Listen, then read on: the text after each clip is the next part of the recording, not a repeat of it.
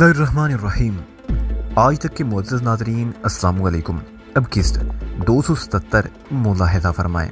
साहिल की आवाज़ मुझे अपने करीब ही आती हुई महसूस हुई तो मैंने आंखें खोलते हुए पूछा, क्या मतलब? वो इस वक्त मुझसे सिर्फ 2 कदम की दूरी पर थी। मैंने उसके हाथ में भी एक तकिया दबा हुआ देखा तो सूरत-ए-हाल मेरी समझ में आ गई। मैंने सवालिया नजर से उसे देखा तो उसने मेरे अंदाजे की तस्दीक कर दी। मैं भी कालीन पर ही सोऊंगी। ये क्या हमाकत है साहिल? अगर कालीन पर सोकर रात गुजारना हमाकत है तो इस हिमाकत का आगाज तुम्हारी तरफ से हुआ है। वो मानी खेज अंदाज में मुस्कुराते हुए बोली, मैं तो तुम्हारी पैरोकारी कर रही हूँ ये सोचते हुए कि जो काम तुम कर रहे हो उसमें यकीनन कोई ना कोई मसलहत जरूर होगी, यानी वो काम अगर तुम्हारे लिए मुफीद है तो मेरे लिए भी सोदमंद होगा। मैंने उसकी तरफ देखकर एक ठंडी आग भरी और समझाने वाले अंदाज में कहा, साहिल तुम अच्छी तरह जानती हो कि नीचे सोने में कौन सी मसलहत या मजबूरी पोशीदा है। तुम वहां जाकर बेड पर लेटो, आरामदेह बिस्तर छोड़कर यहाँ क्यों बेआराम होना चाहती हो? मुझे तुम्हारे कुर्ब में आराम मिलता है। वो मेरी आंखों में झांकते हुए गहरी संजीदगी से बोली, या तो तुम भी बिस्तर पर लेटोगे या मैं तुम्हारे नजदीक कालीन पर रात बसर करूंगी। मैंने कहा, तुम ख्वाह मुखा की जिद कर रही हो, हालांकि तुम अच्छी तरह जानती हो। वो कता कलामी करते हुए जल्दी से बोली, फैतान नीलगिरी का दावा गलत साबित हो चुका है, उसके बावजूद भी तुम बहुत मोहतात क्यों हो? मेरी ये एहतियात नीलगिरी के अलावा और भी बहुत सी वजूह की बिना पर है। मैंने जान छुड़ाने वाले अंदाज में कहा। वो भला कहाँ जान छोड़ने वाली थी? वो शरारत से मुस्कुराते हुए बोली, तुम नीलगिरी की परवाह ना करो। अगर उसने हमारी खुलूवत में दाखिल होने की कोशिश की तो बुरी तरह पछताएगी। उसकी सरकत के साथ ही थोम्बा देव भी यहाँ पहुंच जाएगा, क्योंकि थोम्बा ने भी नीलगिरी से मिलते जुलते दावे कर रखे हैं। थोम्बा की मौजूदगी में नीलगिरी की दाल नहीं गलेगी और उसे मजबूरन यहाँ से भागना पड़ेगा। मैं साहिल की चालाकी को बाखूबी समझ रहा था। मैंने कदरे सख्त लहजे में कहा, मैं इस वक्त नहायत ही संजीदा हूँ साहिल, नीलगिरी एक हकीकत है। तुम भी उसके बारे में सब कुछ देख चुकी हो। थोम्बा जैसा बचकाना किरदार मुतारफ करवा कर तुम कौन सा खेल खेलना चाहती हो? वो एक लम्हा मुझे टटोलती हुई नजर से देखती रही, फिर नहायत ही शरारत मुस्कुराहट अपने ऊँटों पर सजाते हुए बोली, फैतान तुम मानो या ना मानो, नीलगिरी की तरह थोम्बा भी एक हकीकत है। मैं बेबसी से नफी में गर्दन हिलाकर रह गया। वो एकदम संजीदा हो गई, फिर बोझल आवाज में बोली, फैतान पता नहीं क्यों मुझे यूं महसूस हो रहा है जैसे ये रात हमारी जिंदगी में फिर कभी नहीं आएगी। मैंने हैरत से उसे देखा। वो इस वक्त खासी मुज़रिब दिखाई दे रही थी। मैंने सरसरी लहजे में कहा, तुम्हें अगर ऐसा महसूस हो रहा है तो इसमें परेशान होने वाली कौन सी बात है? ये हकीकत है कि इंसान की जिंदगी में जो दिन और जो रात गुजर जाते हैं पलट कर वापस नहीं आते। जाहिर ये रात भी कभी वापस लौट कर नहीं आएगी। तुम शायद मेरे महसूसात को नहीं समझ रहे, वो उलझन ज़दा लहजे में बोली। उसकी उलझन से मैं भी संजीदा हो गया। मैंने उससे कहा, तुम खुलकर कहो क्या कहना चाहती हो? वो चलने में मुतज़ब्ज़ब रहने के बाद तामिल करते हुए बोली, मुझे यूं महसूस हो रहा है जैसे आज रात के बाद सब कुछ बदल जाएगा। उसकी आवाज़ मुझे कहीं दूर से आती हुई महसूस हो रही थी। मुझे यूं महसूस हुआ जैसे ज़हनी दबाव ने उसे अपनी गिरफ्त में ले रखा हो। मैंने नरम लहजे में उसे समझाने की कोशिश करते हुए कहा, कुछ नहीं होगा साहिल, कुछ भी नहीं बदलेगा। तुम डिप्रेस दिखाई दे रही हो, जाकर आराम से सो जाओ। नींद के बाद तुम बिल्कुल हल्की फुल्की हो जाओगी। हल्की फुल्की? वो गंभीर आवाज में बोली, जब बहुत कुछ छीन जाता है ना तो इंसान खुद ब खुद हल्का फुल्का हो ही जाता है। अब मिसाल के बारे में तशवीश में मुब्तला हो गया। उसका रवैया उसकी उमूमी मिजाज से लगाव नहीं रखता था। वो मायूसी और उदासी से भागने वाली लड़की नहीं थी, मगर इस वक्त अचानक उसकी सारी शौकी और चिंचलाहट गायब हो गई थी। मैंने उसका हाथ पकड़ लिया और बिस्तर की जानिब लाते हुए कहा, चलो मैं तुम्हें सुला देता हूँ, तुम इस वक्त गमगीन कैफियत से गुजर रही हो। वो एक ट्रांस की सी कैफियत में बिस्तर तक पहुंची, फिर लरजती हुई आवाज में बोली, तुम मुझे सुलाने के बाद दूर तो नहीं चले जाओगे ना? मैं कहाँ जा सकता हूँ? ज्यादा से ज्यादा वहां नीचे कालीन पर, और बस। नहीं। उसने मजबूती से मेरा हाथ पकड़ लिया और कतियत से बोली, तुम भी इधर बिस्तर पर सो जाओ ना। अच्छा बाबा तुम सोने की कोशिश तो करो। मैंने उसे बच्चों की तरह पिचकारते हुए कहा। इस वादे के बगैर वो सोने का इरादा नहीं रखती थी। वो मेरी यकीन दहानी से कदरे मुतमईन नजर आई। मैंने सोचा जब वो गहरी नींद में पहुंच जाएगी तो मैं उठकर नीचे कालीन पर चला जाऊंगा। मैं उसके नजदीक ही बेड के कोने पर बैठ गया और उसकी घनेरी जुल्फों में अपनी उंगलियों से कंघी करने लगा। उसने आंखें बंद कर ली और धीमे लहजे में बोली, फैतान क्या तुम मुझे वो नींद भी सुला सकती हो? वो कौन सी? मैंने चौंक कर पूछा। उसने सादगी से कहा, मुकम्मल नींद। ये तुम्हें क्या हो गया है साहिल? मैंने हल्के से उसे झंझोड़ डाला। इतनी मायूसी की बातें तुम्हें जेब नहीं देती। आखिर तुम्हारे साथ मसला क्या है? उसने आंखें खोल दी। मैंने उसकी खुली हुई गजाली आंखों में करब के साए लहराते देखे। वो मजरू आवाज में बोली, फैतान तुम्हारी कसम मेरे पैरों में बहुत शोर है, तो तुम भी महसूस करके देखो। बात खत्म करते उसने मेरा एक हाथ पकड़कर अपने दिल के मुकाम पर रख लिया। मैं सन्नाटे में रह गया। मुझे अपने पूरे वजूद में एक सनसनी फैलती हुई महसूस हुई। इस कमबख्त ने मेरा जीना महाल कर रखा है। तुम इसकी धड़कन को रोक कर मुझे इस तकलीफ से निजात दिला दो। वो बर्राई हुई आवाज में बोली, या फिर इस दर्द को कम करके अपने पैरों में बसा लो। मुझे इस दर्दनाक जिंदगी की जरूरत नहीं है। तुम इस वक्त ज़हनी दबाव और ख्याली इंतशार का शिकार हो। मैंने दोबारा उसके बालों में मसाज करते हुए कहा, एक भरपूर और पुरसुकून नींद तुम्हें शांत कर देगी। प्लीज सोने की कोशिश करो। तुम सही कह रहे हो। वो ख्वाबनाक लहजे में बोली, वाकई मुझे सो जाना चाहिए, क्योंकि ये रात मेरी जिंदगी में दोबारा फिर कभी नहीं आएगी। और तुमने भी तो इस बात की तस्दीक कर दी है कि ये रात कभी लौट कर नहीं आएगी। फिर उसने ज़ेरे लब दुआया अंदाज में कहा, साड़बुदा तुम्हें भी इस तरह से आशना कर दे। और वो एक गहरी सांस लेने के बाद खामोश हो गई। पता नहीं क्यों इस वक्त आपो आप मेरा ध्यान नीलगिरी के एक अधूरे जुमले की तरफ चला गया और उसके साथ ही मैं पूरे वजूद से काम कर रह गया। नीलगिरी ने नबीसर में काजी सुल्तान की रिहाइशगाह पर एक पुरस्कार मुलाकात के दौरान में साहिल के नाम की तारीफ करते हुए कहा था, इस मुनासिबत से तुम अपना नाम सागर रख लो। सागर और साहिल का जन्म का साथ है, लेकिन के बाद नीलगिरी की पुरस्कार खामोशी का एक ही मतलब था कि मेरा और साहिल का साथ पायदार नहीं और अनकरीब हम एक दूसरे से जुदा हो जाएंगे। और अब साहिल की बातें मायूसी की जिस इंतहा को छू रही थी, नीलगिरी के अधूरे जुमले की रोशनी में वो कुछ और भी ज्यादा संगीन और खतरनाक महसूस हो रही थी। मैं अचानक लातादाद अंदेशों में गिर गया। गैर इरादी तौर पर मेरे ज़हन में इस सवाल ने सर उठा लिया, क्या साहिल मुझसे बिछड़ने वाली है? ये नहीं हो सकता। बेइख्तियार मेरे दिल से निकला। मैंने इस तरह निगाह से मासूम सूरत साहिल को देखा। वो बड़े इत्मीनान से गहरी नींद सो रही थी। उसकी सांसों से अंदाजा होता था वो हर किस्म के ज़हनी इंतशार से निजात हासिल कर चुकी थी। मैं काफ़ी देर तक बगैर सोचे और महसूस किए उसके चेहरे को तकता रहा। इन लम्हात में मेरी सोच और महसूसात जैसे मुंजमद होकर रह गए। शायद मैं महवियत की इंतहा को छू रहा था। मैं साहिल के मुशाहिदे में गर्क हो गया। जब मैं कमरे के माहौल में वापस आया और मैंने बेड से नीचे उतरने की कोशिश की तो पता चला मेरी शर्ट का एक कोना साहिल के हाथ में दबा हुआ था। मैंने उसके हाथ की गिरफ्त से अपनी शर्ट आज़ाद करवाना चाहिए तो पता चला ये इतना आसान नहीं, और मैंने अगर जबरदस्ती से काम लिया तो वो जाग जाएगी। उसकी गिरफ्त बड़ी मजबूत थी और बेयकीनी की इकासी थी। जैसे अगर किसी मासूम बच्चे को यह एहसास हो जाए कि उसकी माँ कहीं जाने वाली है तो वो बड़ी मजबूती से उसका दामन अपने नन्हे हाथ की गिरफ्त में जकड़ लेता है। माँ नाक समझाने की कोशिश करे वो कहीं नहीं जा रही, मगर बच्चे की बेयकीनी उसे बहलने नहीं देती और वो माँ के दामन पर अपनी गिरफ्त को कमजोर नहीं होने देता। मैंने गहरी सांस खारिज की और वहीं उसके पहलू में लेट गया। ये वो पहलू था जिसमें बहुत शोर सुनाई देता था। एक दर्द लादवा ने इस मुकाम को अपना आशियाना बना लिया था।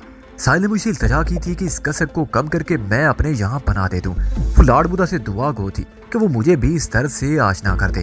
कुछ होने वाला था मगर ये मालूम नहीं था क्या होने वाला है। जब ये अंदाजा ना हो कि क्या हो जाए तो फिर इंसान उलझ कर रह जाता है। मेरे ख्यालात में परागंदगी उतर आई। मैंने दसदीदा निगाह से साहिल की जानिब देखा। वो आसूदगी की नींद सो रही थी। यूं महसूस हो रहा था वो अपना सारा इंतशार मुझ में मुंतकिल करके बरी जिम्मा हो गई हो। वो मेरी जिंदगी की पहली बेकल रात थी।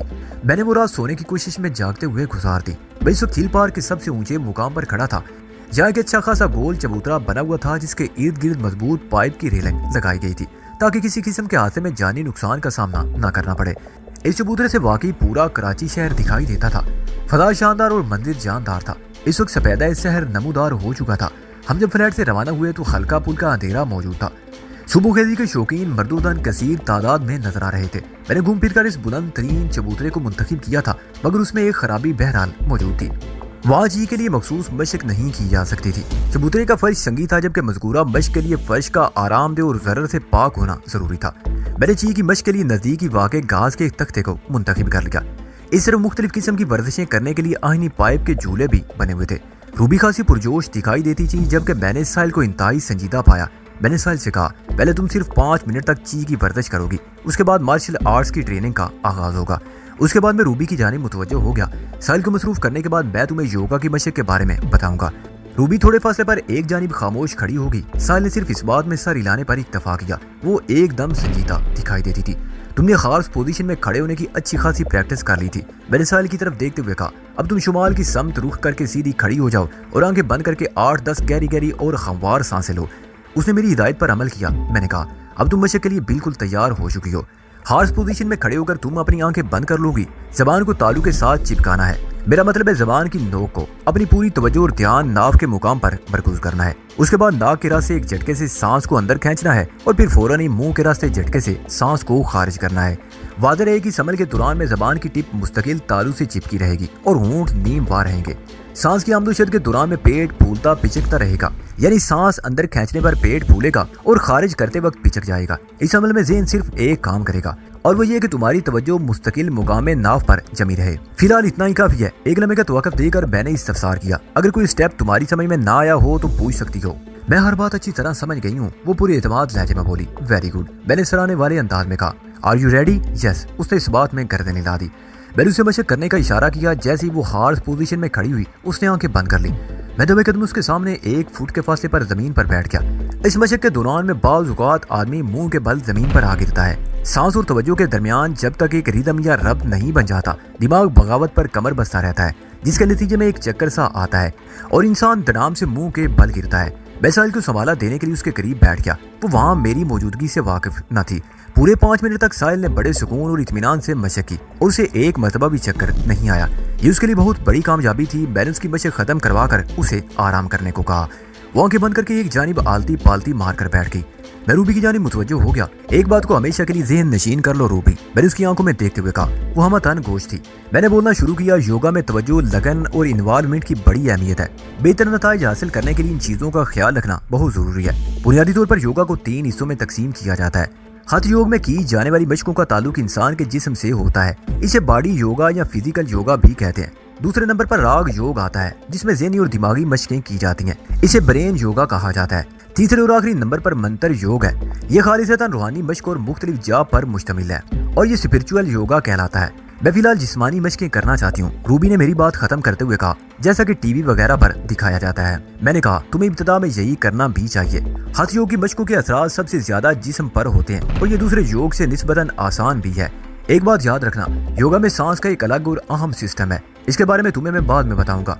फिलहाल इतना जान लो कि योग चाहे कोई भी हो, उसकी मशक सांस के साथ भी की जा सकती है और बगैर सांस के भी। सांस के साथ मशक खासी लतीफ और फरत बख्श हो जाती है। जाहिर है इस अमल में उसकी अफादियत भी बढ़ जाती है। वो पूरी तवज्जो से मेरी बात सुन रही थी। मैंने उसे योगा की इब्तिदाई मालूमात से रोशनास कराते हुए मजीद बताया, जरूरी नहीं कि ये दुनिया के तमाम योगा एक्सपर्ट मुझसे मुत्तफिक हों, लेकिन अब मैं जो तुम्हें नुक्ता बताने जा रहा हूँ वो मेरे तजर्बे का निचोड़ है और मेरे असासा की तालीम भी। शाओलिन टेंपल में आज जानी मास्टर हैंग पाई और बैंकॉक में आज जानी मास्टर वांग विंग जाय ने मुझे ये गुर सिखाया था। ये नुक्ता तुम भी ज़हन नशीन कर लो। योगा में चाहे कोई भी मशक की जाए, ये याद रखना जरूरी है कि जब जिस्म का कोई सा जमीन की मुखालिफ सतह में हरकत करेगा तो सांस को अंदर खींचना यानी इनहेल करना है। जब जिस्म का कोई सा जमीन की तरफ हरकत करेगा तो सांस को बाहर खारिज करना यानी एक्सहेल करना है। इसके अलावा योगा में आसन यानी पोस्चर की भी बड़ी अहमियत है। आसन या पोस्चर जिस्मानी निशस्त को कहते हैं। एक लम्हे को रुककर मैंने साहिल की तरफ इशारा किया और रूबी को बताया, साहिल के बैठने का जो अंदाज है उसे पिदम आसन या कमल आसन कहा जाता है। आम जुबान में इसे आलती पालती मारना भी कहते हैं। फिर मैंने रूबी को योगा की एक आसान सी इब्तदाई मशक करने का तरीका बताया। ये मशक बिल्कुल सीधे खड़े होकर बासानी की जा सकती थी और खासी मुफीद भी थी। उसके बाद मैं साहिल को मार्शल आर्ट्स की तरबियत के लिए इब्तदाई एक्सरसाइज से मुतल्लक बताने लगा। ये हल्की फुल्की जिस्मानी वर्जिशें जिस्म को गर्म करके उसमें लचक पैदा करती हैं। उसके बाद बाजू और टांगों को अपनी मर्जी के मुताबिक हरकत देना आसान हो जाता है। कुछ देर बाद हम वापस अपने फ्लैट पर आ गए। इसी दौरान में इम्तियाज बेदार हो चुका था। वो बात तो नॉर्मल अंदाज में कर रही थी मगर कुछ खोई खोई सी नजर आती थी। रूबी और इम्तियाज ने तो उसकी इस कैफियत को पता नहीं महसूस किया था या नहीं, अलबत्ता मुझे ये तब्दीली बहुत महसूस हो रही थी। नाश्ते के बाद हम नहा धोकर तैयार हो गए। आज मुझे इम्तियाज के साथ उसके बाद शुएब गौरी से मिलने जाना था। ये मुलाकात डिफेंस सोसाइटी वाले बंगले यानी साउथ में हो रही थी। हमें हर सूरत 10 बजे वहाँ पहुँचना था। मैंने साहिल से पूछा, चल रही हो? कहाँ? उल्टा उसने मुझसे सवाल कर डाला, डिफेंस सोसाइटी। मैंने उसके सवाल का जवाब दिया, वहाँ क्या है? उसने फिर सवाल किया। साहिल के बात करने का अंदाज नॉर्मल था, तब उसके लहजे में उसकी मखसूस शोखी मखफूद थी। इम्तियाज के साथ होने वाली गुफ्तगू से वो बाखूबी आगाह थी, लेकिन इस वक्त वो मुझसे पूछ रही थी कि कहाँ जाना है। इस बात ने मुझे उसके बारे में संजीदगी से सोचने पर मजबूर कर दिया। मैंने कहा, योगा और मार्शल आर्ट्स की मशकें तो इंसानी कुव्वत और सलाहियतों को बढ़ाने का काम करती हैं, लेकिन मैं महसूस कर रहा हूँ कि आज की मेहनत का तुम पर उल्टा असर हुआ है। अब उसने हैरत से मुझे देखा और उलझे हुए लहजे में इस्तफसार किया, मुझ पर ऐसा क्या उल्टा असर हो गया फैतान? मैंने कहा, मैं महसूस कर रहा हूँ तुम्हारी यादाश्त खासी मुतासर हुई है। मेरी यादाश्त तो बिल्कुल ठीक है, वो सादगी से बोली। मैंने कहा, साहिल तुम ये बात अच्छी तरह जानती हो, आज मैं इम्तियाज के पास और CFK के करता धरता शुएब गौरी से मिलने जा रहा हूँ और तुम पूछ रही हो जाना कहाँ है? ओह, उसने अपने चेहरे के उजलात को इस तरह हरकत दी जैसे उसे कुछ याद आ गया हो। फिर बोली, सॉरी फैतान, मैं वाकई भूल गई थी। ये सॉरी क्या होता है? मैंने उसे तेज नजर से घूरा। वो बोलते बोलते अचानक रुक गई। मैं समझ गया वो सॉरी के इस्तेमाल पर सॉरी कहने लगी थी। हमारे दरमियान ये तय हुआ था कि सॉरी, थैंक यू, प्लीज और एक्सक्यूज मी जैसे अल्फाज से हत्तल इम्कान इजनाब बरतेंगे। इस वक्त हम दोनों अपने कमरे में थे, वरना ख्वाह मुखाई से उलझन हो जाती। मैंने कहा, साहिल मैं तुम्हारी इन हरकतों से गहरी तशवीश में मुब्तला हो गया हूँ। तुम मुझे कुछ बदली बदली दिखाई दे रही हो। ऐसी कोई बात नहीं वैदान, वो जल्दी से बोली। वाकई मेरा इस तरफ ध्यान नहीं गया था। मैंने उसे टटोलती हुई नजर से देखा, तो फिर क्या इरादा है? तुम चले जाओ वैदान, मैं थोड़ा आराम करना चाहती हूँ, वो ठहरे हुए लहजे में बोली। वैसे भी ये तुम्हारी और शुएब गौरी की मुलाकात है, मेरा वहाँ क्या काम? मैंने उसके बाद साहिल पर ज्यादा जोर नहीं दिया। मैं समझ गया वो इस वक्त मेरे साथ नहीं जाना चाहती। उसका ये रवैया मुझे बहुत कुछ सोचने पर मजबूर कर रहा था।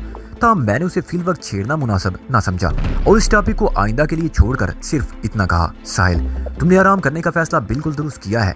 ची की बेदारी के सिलसिले में तुमने सांस की जो मशक की है वो ज़हन और जिस्म को थका देने के लिए काफ़ी है। इब्तदाई में इतनी कामयाबी जाहिर कर रही है कि तुम बहुत जल्द अपनी ची की कुव्वत को बेदार कर लोगी, वरना मखसूस अंदाज में वो सांस की मशक नए अफराद एक आध मिनट से ज्यादा नहीं कर पाते। तुमने वाकई कमाल कर दिया साहिल। मेरी इस तारीफ से वो खुश तो हुई, ताहम इस खुशी में वो शौकी और जोश शामिल नहीं था जो उसकी फितरत का खासा था। यह हकीकत है कि हार्स पोजीशन में खड़े होकर सांस की वो मशक लगातार 5 मिनट तक करना खासा मुश्किल काम है। इस मशक के बाद ज़हन का थक जाना एक लाजमी बात है। मैंने सोचा साहिल ने शौक में हिम्मत करके वो मशक तो ठीक ठाक कर ली, अब वाकई उसे थकन का एहसास हो रहा होगा। कुछ देर आराम कर लेगी तो उसकी सारी थकान दूर हो जाएगी। मैं उसे फ्लैट पर रूबी के पास छोड़कर इम्तियाज के साथ रवाना हो गया। मेरी सोच को दिल ने कबूल नहीं किया। रह रहकर वसवसे सर उठा रहे थे। गुज़िश्ता रात साहिल ने बड़ी उलझी हुई और खिलाफ मामूल बातें की थी। इस मुबहिम और खतरनाक गुफ्तगू की रोशनी में साहिल का मौजूदा रवैया बहुत दूर तक सोचने पर मजबूर कर रहा था। क्या साहिल ने जो कुछ कहा था वो सच साबित होने वाला था? क्या वाकई बहुत कुछ तब्दील होने वाला था या तब्दील हो चुका था? अगर इन सवालात के जवाबात हाँ में फर्ज कर लिए जाते तो फिर नीलगिरी का वो अधूरा जुमला अपनी तमाम तर सफाकी के साथ निगाह के सामने आन खड़ा हो जाता था। अचानक मुझे अपने सीने में छन्नाके की एक मधुर आवाज सुनाई थी। मुझे महसूस हुआ दिल में कफ आवर दर्द की जैसे एक लहर सी उठी हो और देखते ही देखते उसने मेरे पूरे वजूद को अपनी लपेट में ले लिया हो। मैंने खुद को एक नादीदा हिसार में बंद पाया। इस वक्त मेरी शदीद ख्वाहिश थी कि नीलगिरी का कहा हुआ गलत साबित हो जाए। मैं किसी भी कीमत पर साहिल को खोना नहीं चाहता था। इंसान सिर्फ उसी चीज को खोना नहीं चाहता जिसे वो पाना चाहता हो। शायद लाड बुदा ने साहिल की सुन ली थी। उसने मेरी तमन्ना में धड़कनों के जो हार बुने थे उनके महकने का वक्त आ गया था। साउथ में पहले भी आ चुका था, लेकिन इस वक्त वो मेरे लिए डिफेंस सोसाइटी का एक बंगला था जहाँ CFKK के बास का अंग्रेज दोस्त नील आर्मर को ठहराया जा रहा था। आज मैं बास शोएब घोरी से मुलाकात के लिए वहाँ आया था। ठीक 10 बजे मुझे उसके कमरे में पहुंचा दिया गया जहाँ CFKK का चीफ पहले से मौजूद था। पता नहीं उसका नाम शोएब घोरी था भी या नहीं, मुझे इम्तियाज ने यही नाम बताया था और मुझे इम्तियाज पर पूरा भरोसा था। अगर वो शोएब घोरी नहीं था तो फिर यकीनन इम्तियाज भी उसके असली नाम से बेखबर होगा। शोएब घोरी की उम्र 55-56 के करीब थी। कद 6 फुट से निकलता हुआ जिस्म इंतहाई मुतनासब और सुर्ख और सफेद रंगत। वो सर से तकरीबन गंजा ही था। बालों की एक झालर सी खोपड़ी पर मौजूद थी। उसने नफीस और कीमती फ्रेम वाला नजर का चश्मा लगा रखा था। जिस्म पर इंतहाई उम्दा तराश का एक बेशकीमत सूट था। घोरी के बाएं गाल पर भूरे रंग का एक बस्सा मौजूद था जिसका साइज 2 कैरेट के किसी नगीने के बराबर था। वो बारी और गूंजदार आवाज में बड़ी रवानी और फरवानी से इंग्लिश बोलता। रस्मी अलैक्सरा के बाद हमारे दरमियान आधे घंटे तक जो गुफ्तगू होती रही उसका ताल्लुक ना मेरी जात से था और ना ही मेरे मौजूदा हालात से। घोरी ने अपने और अपनी तंजीम CFK के बारे में बात भी नहीं की। वो अजीब आदमी था, सिर्फ और सिर्फ सेक्स का मौजू लेकर बैठ गया। मुझे वो बैंकॉक की पेट पोंग और स्ट्रीट्स, मनीला की माबेनी स्ट्रीट और दुनिया के दीगर रेड लाइट एरिया के किस्से सुनाने लगा। हसीन साहिलों पर अपने साथ पेश आने वाले रंगीन वाकयात की संगीन तफसील वो बड़े दिलचस्प पैराए में बयान कर रहा था। उसने मुझसे मेरे बारे में एक भी चुभता हुआ सवाल नहीं किया और हमारी ये पहली मुलाकात खत्म हो गई। मैं वहां से रुखसत होने लगा तो उसने एक फोटोग्राफ मेरी जानिब बढ़ाते हुए दोस्ताना लहजे में कहा, मिस्टर वजदान, ये अपने पास रख लो। इंसान को अपने दुश्मनों का चेहरा शिनास होना चाहिए। घोरी की ये आखिरी बात बड़ी काबिल गौर थी और गुज़िश्ता 3 मिनट तक होने वाली गुफ्तगू से इंतहाई मुख्तलिफ भी। मैंने बगौर उस फोटोग्राफ को देखा। वो एक ग्रुप फोटो था जिसमें एक पिस्ता कामत स्यारू शख्स किसी औरत को सिलाई मशीन का तोहफा या अतिया दे रहा था। उस शख्स की आंखें बहुत छोटी छोटी और मक्कारी से भरपूर थी। उसके करीब 2 बावर्दी पुलिस वाले भी खड़े थे जिनमें एक ऑफिसर रैंक का था। मैंने फोटोग्राफ से निगाह उठाकर शोएब घोरी को सवालिया नजर से देखा। वो अपनी मखसूस बारी बरकम आवाज में बोला, मिस्टर वजदान, गहरे सामने रंग का ये शख्स मियाँ जाहिद हुसैन है जिसे आमतौर पर मियाँ जी कहा जाता है। इस तकरीब में वो बेकस और नादार बेवा औरतों को सिलाई मशीनें तकसीम कर रहा है। इस किस्म के सोशल ड्रामे वो अक्सर करता रहता है। और उसने एक लम्हे का तवक्कुफ किया और बात जारी रखते हुए बोला, वो जो तस्वीर में पुलिस ऑफिसर नजर आ रहा है ना, ये मियाँ का एक दोस्त SP है जो अक्सर तकरीबात में बावर्दी उसके साथ होता है। मियाँ जाहिद को तस्वीरें खिंचवाने और आवाम में मकबूल होने का बहुत शौक है। शायद मुस्तकबिल बाईद में वो खुद को चीफ मिनिस्टर या गवर्नर के रूप में देख रहा है। इसी मकसद के उसूल के लिए वो सियासत में भी बड़ी सरगर्मी दिखा रहा है। मैंने ज़ेरे लब मुस्कुराते हुए इस बात में सर हिलाया और वो फोटोग्राफ शोएब घोरी की जानिब बढ़ा दिया। अपने पास रख लो। वो ठहरे हुए लहजे में बोला। मैंने कहा, मैंने मियाँ जी को अपने जहन में रख लिया है। Good, very good. तुम मेरे अंदाजे की तस्दीक कर रहे हो मिस्टर वजदान। तुम्हारा ये अंदाजा मेरे बारे में है या मियाँ जाहिद हुसैन के बारे में? वो बोला, तुम्हारे बारे में मिस्टर वजदान अली। लेकिन तुमने तो मेरे बारे में एक बात नहीं की। मैंने कहा, फिर मेरे बारे में लगाए गए किसी अंदाजे की तस्दीक या तरदीद कैसे कर सकते हो? वो चंद में खामोशी से मुझे तकता रहा, फिर गंभीर लहजे में बोला, जब वक्त आएगा तो तुम्हारे ऊपर और तुम्हारे मामलात के बारे में गुफ्तगू रहेगी, जिसके नतीजे में मुझे यकीन है हम बहुत गहरे दोस्त बन जाएंगे। मैं कंधे उचका कर रह गया। शोएब गौरी की बात इस वक्त मेरे पल्ले नहीं पड़ी थी। तमाज़ां बाद उसका अंदाजा दुरुस्त साबित हुआ। हमारे दरमियान वाकई बहुत गहरी दोस्ती कायम हो गई। मैं इम्तियाज के बाद शोएब गौरी से मुलाकात के बाद बाहर निकला तो इम्तियाज ने मुझे घेर लिया। वो ये जानने के लिए बेचैन था कि हमारे बीच क्या बातें हुई। जब मैंने उसे सूरत से आगाह किया तो वो नफी में सारी लाते हुए बोला, क्या वाकई? हाँ यार। मैंने कहा, मैं खुद भी हैरान हूँ। बात तो हैरानी ही है। वो किसी गहरी सोच में नजर आने लगा। बात तो टू दी पॉइंट और नहायत मुख्तसर बात करने का आती है, फिर वो एक इंतहाई गैर मुतल्लक मौजू क्यों ले बैठा? उसके अंदाज से लगता था वो खासा मायूस हुआ था। मैंने कहा, यार तुम्हारा बात तो मुझे अजीब सा लगा है। पूरे आधे घंटे तक मुझे वो ये बताता रहा कि दुनिया के किस हिस्से में रेड लाइट एरिया कहाँ पर वाक़ है और किस मुल्क की औरतें खूबसूरत हैं। मुझे तो यूं महसूस हो रहा था जैसे तुम्हारे बास के दिमाग में दुनिया भर की काल गर्ल पर PhD कर रखी हो। उसकी फराहम करदा मालूमात और बयान करदा तजर्बात हैरत आफरीन और जज्बात से भरपूर हैं। जिगर तुम कोई गड़बड़ तो नहीं कर रही हो? वो शख्सज़दा नजर से मुझे देखते हुए बोला। मैंने कहा, गड़बड़? और वो भी तुमसे? सवाल ही नहीं पैदा होता।